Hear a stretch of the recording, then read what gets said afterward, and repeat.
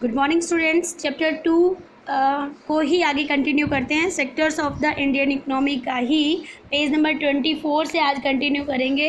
अब तक मैं आपको बता चुकी हूँ कि प्राइमरी, सेकेंडरी और टर्सरी 3 तरह के इकोनॉमिक सेक्टर होते हैं और इनकी अगर हमने ये देखना होता है कि इनकी जीडीपी कैसे चल रही है, ग्रोथ कितनी आ रही है, तो इसके लिए हम उनकी वैल्यू को जो है वैल्यू कितनी है मार्केट में किसी प्रोडक्ट की, उसको देखा जाता है, ना कि उसकी क्वांटिटी कितनी है इसको देखा जाता है। ठीक है। हिस्टोरिकल अगर बैकग्राउंड को देखते हैं तो पहले प्राइमरी सेक्टर में लोग ज़्यादा काम करते थे और फिर सेकेंडरी में बढ़े, क्योंकि प्राइमरी में ज़्यादा काम होने के बाद ज़्यादा एकदम से प्रोडक्शन हुआ तो लोगों को सेकेंडरी सेक्टर की ज़रूरत पड़ी। उसके बाद धीरे धीरे लोग अब जो फाइनल क्या हो रहा है कि टर्सरी सेक्टर में लोग ज़्यादा इंक्लूड हो रहे हैं। हम इसे ग्राफ के थ्रू समझेंगे। पेज नंबर 24 पे आपके एनसीईआरटी की बुक में ये ग्राफ दिया हुआ है। इसमें 1973 का डाटा है और 2013 के 14 के डाटे से इसको मैच किया गया है, कंपेयर किया गया है। ठीक है। अगर हम इसमें देख रहे हैं कि यहाँ से आप इसको ले सकते हैं कि जो ब्लू लाइन है ये लाइन है प्राइमरी सेक्टर की, तो 73-74 में ज़्यादातर जो लोग थे वो प्राइमरी सेक्टर में काम करते थे और हमारी आप ये कह सकते हो कि उस टाइम पे मतलब अब उस टाइम पे ज़्यादा लोग इसी सेक्टर में काम करते थे, जबकि सेकेंडरी सेक्टर में लोग कम काम करते थे और टर्सरी में भी थोड़े से ज़्यादा ही थे। पर सबसे ज़्यादा जो लोग काम कर रहे थे वो कहाँ कर रहे थे, इसमें कर रहे थे। और ग्रोथ भी कितनी हो रही थी, वो कह रहे हैं कि उस टाइम पे अगर देखा जाए तो सबकी ग्रोथ देख लीजिए। सबसे ज़्यादा जो उस टाइम पे ग्रोथ थी वो पैसा सबसे ज़्यादा, मतलब कहाँ पे आ रहा था, इस सेक्टर में पैसा सबसे ज़्यादा आ रहा था। और अगर 13-14 की बात करें तो टर्शरी सेक्टर में सबसे ज़्यादा पैसा आ रहा है और एग्रीकल्चर में सबसे कम पैसा आ रहा है। ठीक है। और इसी के अगर हम आगे वाला इसका डाटा देख रहे हैं कि लोग कितने काम कर रहे हैं। ठीक है। अगर हम ये देखें कि शेयर कितना आ रहा है आज का और उनका, ये था कि पैसा कितना आ रहा है और मार्केटिंग में शेयर कितना है। अगर हम इस चीज़ को लेकर चल रहे हैं, हिस्सेदारी कितनी है, मतलब कितना परसेंटेज किस सेक्टर का है। तो अगर पहले टाइम में देखते हैं 73-74 में, तो लगभग 40% से थोड़ा सा ज़्यादा ही मान लो कि किसका होता था, इनका होता था। यानी एग्रीकल्चर पहले टाइम में लगभग 40% लोग एग्रीकल्चर का काम करते थे और सिर्फ 10% के करीब जो है सेकेंडरी सेक्टर में जाते थे। और हाँ, ये बात ठीक है, टर्शरी सेक्टर में उस टाइम पे भी ज़्यादा ही जाते थे। तो डेवलपमेंट तो सब जगह हो रही थी, लेकिन सबसे ज़्यादा कहाँ हो रही थी, आप कह लो कि 50 जो सबसे ज़्यादा डेवलपमेंट हो रही थी वो यहाँ हो रही थी, क्योंकि यहाँ की डेवलपमेंट ज़्यादा है तो यहाँ भी ज़्यादा होती है। ठीक है। और आज का टाइम क्या है ये देख लीजिए। आज के टाइम में सबसे कम हिस्सेदारी यहाँ की है, यानी कि पैसा सबसे कम यहाँ से आ रहा है और काम सबसे ज़्यादा लोग कर रहे हैं यहाँ पे। ठीक है। और पैसा सबसे ज़्यादा यहाँ आ रहा है, कम तो यहाँ आ रहा है और पैसा सबसे ज़्यादा यहाँ टर्शरी सेक्टर में आ रहा है। अब काम कौन कर रहा है, काम सबसे ज़्यादा ये आ गया काम का डाटा आपका। अब अगर हम काम को देखते रहे तो काम आज भी सबसे ज़्यादा, आज के टाइम में भी काम सबसे ज़्यादा यहाँ 49% यहाँ पे जनसंख्या काम कर रही है भारत की, लेकिन इनकम कितनी हो रही है यहाँ पे, सिर्फ 10% है। जो पिछला डाटा अभी देखा था ये देखिए, यहाँ सिर्फ इनकम कितनी हो रही है, 10% हो रही है और 49% जो जनता है वो यहाँ पे काम में लगी हुई है। यानी कि काम तो जनता ज़्यादा लगी हुई है और पैसा कम है। ठीक है। इसी तरह से अगर हम देखते हैं कि ऊपर वाले को देख लीजिए आप, जो टर्शरी सेक्टर है, टर्शरी सेक्टर में लगभग हमारी 60% के आसपास हमारा पैसा है, लेकिन काम कितने परसेंट जनता कर रही है यहाँ पे, कितने परसेंट लोगों के पास 60% पैसा है, तो 27% लोगों के पास 60%, हमारे भारत का 60% पैसा। तो आप ये मान लो कि जो टर्शरी सेक्टर में लगे हुए लोग हैं उनके पास है, और जो खेती बाड़ी कर रहे हैं या एग्रीकल्चर का काम कर रहे हैं या प्राइमरी सेक्टर के लोग हैं उनके पास सिर्फ 49%, लगभग 50% हमारी जनसंख्या, ये मान लो कि आप इसमें काम कर रही है, लेकिन उनके पास पैसा सिर्फ 10% है। समझे। तो 70% तो यही इंक्लूड हो गया। 27% लोग ऐसे हैं भारत में जिनके पास 60% पैसा है, यानी कि 100 में से 60 रुपये इन लोगों के पास हैं, जो लोग हमारे 27% लोग हैं, इन लोगों के पास हमारा 60% पैसा, 100 में से 60 रुपये इनके पास चले गए, और जो 50% के आसपास लोग हैं सिर्फ 10 रुपये इनके पास है। यानी कि गरीब तो गरीब ही है और अमीर अमीर ही है, और हम जैसे मीडियोकर कहाँ पड़े हुए हैं। 24% लोग काम कर रहे हैं और हमारे पास पैसा कितना बचा बीच में आप ही देख लो, मुश्किल से 30%, मुश्किल से, क्योंकि कुछ यहाँ से ऊपर चला गया कुछ वहाँ से, तो मुश्किल से 30% के आसपास हमारे पास पैसा पहुँचा। ठीक है, तो कहने का मतलब ये है कि आज भी जनता ज़्यादा काम तो यहाँ कर रही है पर पैसा टर्शरी सेक्टर में ज़्यादा है। ठीक है, और पुराने टाइम में जनता यहाँ काम ज़्यादा कर रही थी और पैसा भी लगभग 40% के आसपास होता था, आज तो उतना भी नहीं है। ठीक है, अगर मैं दोबारा से इसका डाटा देखती हूँ, आपको बताती हूँ, तो आप ये चीज़ देख सकते हैं कि आज का टाइम में जनता कितना काम कर रही है और कितने % हमारे पास पैसा है। तो 49% जनता यहाँ काम कर रही है और उनके पास उस आज के टाइम में अगर पैसा देखा जाए तो 10% से थोड़ा सा ज़्यादा कह सकते हो आप कि 11 या 12% है। ठीक है, और जनता यहाँ 24% जो हमारी पब्लिक है उसके पास आप कह सकते हो कि मुश्किल से ही 28% के आसपास पैसा है। 28 नहीं, 18 कह दो आप यहाँ पे। ठीक है, कितना मानती हूँ दोबारा से अगर मैं आपको दिखाऊं कि यहाँ की जनता जो 49% हमारी आज भी पब्लिक है, आज के टाइम पीरियड में भी उसके पास सिर्फ अप्रॉक्सीमेटली 10% है। ठीक है, और जो 24% मीडियम फैमिलीज़ के लोग हैं जो सेकेंडरी सेक्टर में लगे हुए हैं, उनके पास आज भी कितना पैसा है, उनके पास आज भी पैसे की अगर परसेंटेज देखी जाती है तो मुश्किल से 20% है। ठीक है, और 70% इन लोगों के पास है। जबकि अगर हम 72 और 73 का रेशो देख रहे हैं तो उस टाइम में लोगों के पास इस फील्ड में कितना पैसा था, लगभग 40% था हमारे पास। ठीक है, और मिड की में लगभग 10% था। ठीक है, और ऊपर वाले में 50% था। यानी कि उस टाइम पीरियड से लोगों ने यहाँ पे काम करना तो क्या कर दिया है, काम तो फिर भी इतना रह गया है कि 74 से 49 तक काम कर रहे हैं, लेकिन पैसा बिल्कुल कम रह गया है हमारे पास। ठीक है, एग्रीकल्चर में पैसा सिर्फ 10% है। इसीलिए आए दिन लोग आप लोग देखते हो कि लोग क्या कर रहे हैं, सुसाइड कर रहे हैं एग्रीकल्चर से रिलेटेड लोग। अब पैसा इन लोगों के पास ज़्यादा है जो टर्शरी सर्विस में है, जो प्राइमरी में है उनके पास पैसा सिर्फ 10% है। जबकि पहले टाइम में लोग तो ज़्यादा होते थे पर पैसा फिर भी 40% के आसपास होता था। ठीक है, अब इसको ग्राफ को समझने के लिए अब हम ये एक बात और भी आ सकती है इसमें, जो हम आगे चल के इससे आगे मैंने आपको 3 तरह के ग्राफ बताए हैं। एक ये बताया है कि आज के टाइम में और पहले के टाइम में। फर्स्ट जो ग्राफ था हमारा ये था कि आज के टाइम की और पहले के टाइम की ये तुलना की थी, ये कंपैरिजन किया था कि पैसा कितना था हमारे पास। ठीक है, आज पैसा कितना है और पैसा किस सेक्टर में कितना था। ठीक है, जो सेकंड हमारा ग्राफ आया था, अगर हम इस ग्राफ को लेते हैं तो इसमें आपको बता दूं कि परसेंटेज कितनी थी, कितनी % लोग काम कर रहे थे।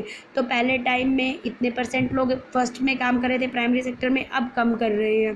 ठीक है, तो और दूसरी बात कर रहे हैं की बात नहीं, काम की बात नहीं है, पैसे की बात है। कितना % था, पहले टाइम में लगभग 40% था, अब 10% है। और पहले टाइम में ये थोड़ा सा कम था और अब ये थोड़ा सा बढ़ गया है कि टर्शरी सेक्टर की हिस्सेदारी थोड़ी सी बढ़ गई है। ठीक है, अब हम अगर थर्ड वाला देख रहे हैं तो थर्ड वाले में आपके बारे में दे रखा है कि जो पहला टाइम था उस टाइम पे ज़्यादातर लोग काम कर रहे थे, 70% जनता काम कर रही थी प्राइमरी सेक्टर में और सिर्फ 20% जनता काम कर रही थी टर्शरी सेक्टर में। आज भी लगभग 50% जनता काम कर रही है प्राइमरी सेक्टर में और लगभग 30% जनता काम कर रही है टर्शरी सेक्टर में, लेकिन पैसा सबसे ज़्यादा टर्शरी सेक्टर में ही है। ठीक है, मेरे हिसाब से ये आपको क्लियर हो गया होगा, फिर भी डाउट हो तो मेरे पास करिएगा। इसके बाद आगे आता है कि ये जो इस तरह से सब कुछ बिखरा हुआ है, ठीक है, ये कह रहे हैं कि क्या ऐसा कुछ है, ये कह रहे हैं कि ऐसा कुछ है कि रीज़न क्या है कि इस तरह से लगातार क्वेश्चन बन रहा है ये कि लगातार जो टर्शरी सेक्टर है उसमें पैसा ज़्यादा आ रहा है, लोगों की हिस्सेदारी कम है, यानी लोग कम हैं टर्शरी सेक्टर में लेकिन पैसा ज़्यादा है। उसके कारण क्या हैं? उसके कारण आपकी बुक में ही दे रखे हैं, मैंने उन्हीं को हाईलाइट करके आप तक बताया है। 4 इन्होंने बेसिक कारण बताए थे। पहला था बेसिक सर्विसेज। आज के टाइम में पैसा ज़्यादा क्यों है टर्शरी सेक्टर में और लोग कम क्यों हैं? पैसा ज़्यादा ऐसा है कि बेटा मैंने बताया था कि हमारे जैसे जो बंदे हैं, यानी कि जो टीचर हैं, जो बैंकर्स हैं, जो पुलिस वाले हैं, जो लॉयर हैं, जो डॉक्टर्स हैं, वो सब किस में आ रहे हैं? टर्शरी सेक्टर में।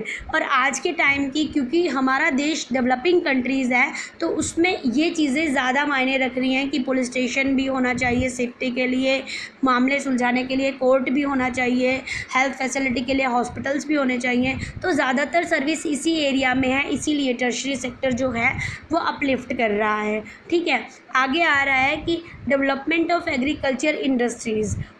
वो कह रहे हैं कि जैसे जैसे एग्रीकल्चर इंडस्ट्री डेवलप हुई, यानी प्रोडक्शन ज़्यादा हुआ, तो जब प्राइमरी सेक्टर में प्रोडक्शन ज़्यादा हुआ, ये मान लो प्राइमरी सेक्टर का प्रोडक्शन है, अब ये मान लो सेकेंडरी का उससे थोड़ा सा ज़्यादा है। अब जो टर्शरी सेक्टर है वो इन दोनों के बिहाफ पे ही तो अपना उसने एम्पायर खड़ा किया हुआ है। वो इन दोनों के बिहाफ पे ही तो अपनी मार्केटिंग बाहर भेज रहा है। यानी पहले प्राइमरी सेक्टर में बहुत सारा प्रोडक्शन हुआ, उसका फ़ायदा सेकेंडरी सेक्टर ने उठाया, और अब सेकेंडरी सेक्टर का फ़ायदा या इन दोनों का फ़ायदा कौन उठाएगा? टर्शरी सेक्टर उठाएगा। तो ऑब्वियस है कि ट्रांसपोर्ट का बिज़नेस कह लो, ट्रेड का बिज़नेस कह लो, स्टोरेज वगैरह कह लो, ठीक है, और भी बहुत सारी एक्टिविटी हैं जो टर्शरी सेक्टर में बढ़ रही हैं। 2 कारण हो गए, पहले कि बेसिक सर्विस ज़्यादा टर्शरी सेक्टर में, इसलिए टर्शरी सेक्टर ज़्यादा अपलिफ्ट हो रहा है। दूसरा, क्योंकि एग्रीकल्चर और इंडस्ट्रीज़ में डेवलपमेंट ज़्यादा होएगी तो वो भी ज़्यादा, उसका फ़ायदा टर्शरी सेक्टर को ही ज़्यादा होएगा।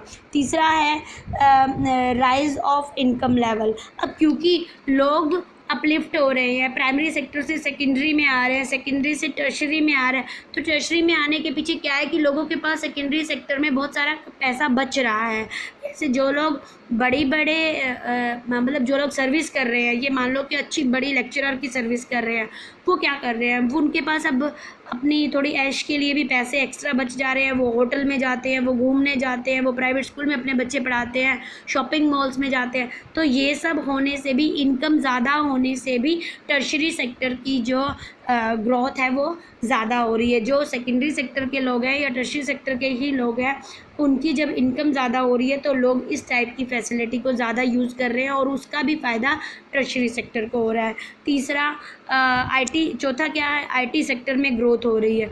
अब क्या हो रहा है कि पहले जहाँ लोग एक काम को करने में या एक बात को, अपनी बात को दूसरी बात तक पहुँचाने में बहुत टाइम लगता था, कि माल को पहुँचाने में टाइम लगता था, अब वो सारी की सारी जो डील्स हैं वो ऑनलाइन ही हो जाती है, पेमेंट भी ऑनलाइन हो जा रही है। तो बहुत सारे ऐसे चीज़ें चल रही हैं जो कि आईटी से बहुत सारा ग्रोथ हुआ है टर्शरी सेक्टर में। अब जैसे अगर हम स्कूल को ही ले लेते हैं, तो अगर स्कूल आज कोरोना काल में बंद हो जाते तो क्या होता? तो क्या टर्शरी सेक्टर के जो टीचर्स हैं, प्रिंसिपल्स हैं, या माली हैं आपके, या ट्रांसपोर्ट वाले हैं, या पीएन्स हैं, क्या उन सब को हम एम्प्लॉयमेंट दे सकते थे? क्या उन सबको आज पैसा दे सकते थे? नहीं दे सकते थे। लेकिन आईटी की वजह से ऑनलाइन क्लासेस स्टार्ट हैं, तो टीचर्स को भी सैलरी टाइम पे मिलती है, ठीक है, जो 4th क्लास एम्प्लॉयज़ हैं उनको भी सैलरी टाइम पे मिल रही है। तो इससे भी टर्शरी सेक्टर जो है वो ग्रो हुआ है। तो बेसिक ये 4 कारण थे कि बेसिक सर्विस बढ़ी है इसलिए टर्शरी सेक्टर बढ़ा है, क्योंकि सारी बेसिक सर्विस टर्शरी सेक्टर में आती हैं। एग्रीकल्चर इंडस्ट्रीज़ की ग्रोथ हुई है तो भी टर्शरी सेक्टर की ग्रोथ होती है, क्योंकि इसके बाद सभी सेकेंडरी और टर्शरी में ही उसका फ़ायदा उठाते हैं। तीसरा, लोगों की इनकम बढ़ी है तो लोगों ने अपने ऐश के लिए या आराम के लिए या मज़ों के लिए होटल में, टूरिज़्म में, प्राइवेट इंस्टीट्यूट्स में जाना स्टार्ट किया, उससे भी टर्शरी सेक्टर की इनकम बढ़ी है, ठीक है। और क्योंकि आईटी का ज़्यादा प्रचार हो गया है, आईटी ज़्यादा हो रही है सारी जगह इन्वॉल्व, तो उससे भी टर्शरी सेक्टर की इनकम बढ़ी है। तो ये 4 बेसिक कारण थे जिससे हम कह सकते हैं कि टर्शरी सेक्टर की इनकम बढ़ी है। अब अगर हम आगे नेक्स्ट जो हमारा टॉपिक आ रहा है, हम उस पर जा रहे हैं, उस पर कहा है रीज़न फॉर इकोनॉमिक डिस्पैरिटी। अब एक बात और आ रही है कि ठीक है, हम कह रहे हैं कि टर्शरी सेक्टर में इनकम बढ़ी है, लेकिन हो क्या रहा है कि जो गरीब हैं वो बहुत गरीब हो रहे हैं, जो अमीर हैं वो बहुत अमीर हो रहे हैं। आज भी अमीर लोगों के पास ही टर्शरी सेक्टर की ज़्यादा सुविधाएं हैं। जो एग्रीकल्चर कर रहे थे वो आज भी एग्रीकल्चर का ही काम कर रहे हैं, और उनके पास आज भी इतना ही पैसा है कि बस वो अपना काम चला सके। ठीक है, अब एक एग्ज़ाम्पल इन्होंने दे रखा है, सेट कर रखा है। एग्ज़ाम्पल तो मैं बाद में आपकी बुक में है। एग्ज़ाम्पल है लक्ष्मी का। वो कह रहे हैं कि देश की आज भी ज़्यादातर जनता है जो लगभग 50% आप कह सकते हो जनता है जो आज भी गरीबी रेखा मतलब टर्शरी से प्राइमरी सेक्टर में ही काम कर रही है। उसके पीछे क्या कारण है? वो कह रहे हैं रीज़न क्या है इकोनॉमिक डिस्पैरिटी के रीज़न ये आप कह सकते हो कि इकोनॉमिक लेवल पे एक तो होता है एम्प्लॉयमेंट। ठीक है, पहला जो रीज़न हम कहेंगे एम्प्लॉयमेंट, और दूसरा हम कह सकते हैं उसको जीडीपी। एम्प्लॉयमेंट में कैसे? Worker in agriculture sector are under employment, hidden employment और डिस्कस्ड एम्प्लॉयमेंट। अब देखिए, आपको मैं एग्ज़ाम्पल के थ्रू बता सकती हूँ कि क्या होता है एम्प्लॉयमेंट और जीडीपी। कैसे हम कह रहे हैं कि हमारा जो प्राइमरी सेक्टर का या एग्रीकल्चर सेक्टर का जो जीडीपी है वो डाउन है, और क्यों दूसरों का जीडीपी अप है वो तो बता चुके। दूसरों का जीडीपी अप होने का क्या क्या कारण थे। अब हमारा जो एग्रीकल्चर का या आप कह लो कि प्राइमरी सेक्टर का जीडीपी कम क्यों है, उसका कारण कुछ एग्जांपल आपके में दे रखे हैं। एक लक्ष्मी का एग्जांपल दिया है। लक्ष्मी एक छोटा सा किसान है, उसके पास 2 हेक्टेयर जो है वो ज़मीन है, लेकिन वो ज़मीन ऐसी है कि उसके पास पानी की सुविधा नहीं है।